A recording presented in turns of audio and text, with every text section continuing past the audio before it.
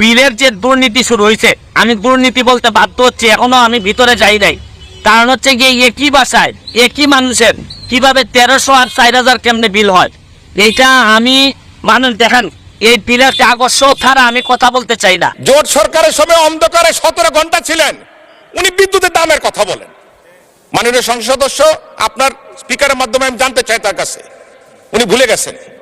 আরে অন্ধকারে থাকার যে কষ্ট, আরে সেই কষ্টের কথা বলেন। মাননীয় স্পিকার, আপনার কাছে অনুরোধ করি, আল্লাহর হস্তে সংসদ সদস্যরা বিদ্যুৎ জ্বালানি নিয়ে কথা বলেন না। আমি জানি না কোন মুখে আপনারা কথা বলা সাহস করেন।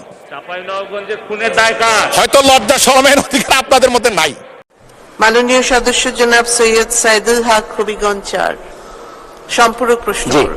ধন্যবাদ মাননীয় স্পিকার।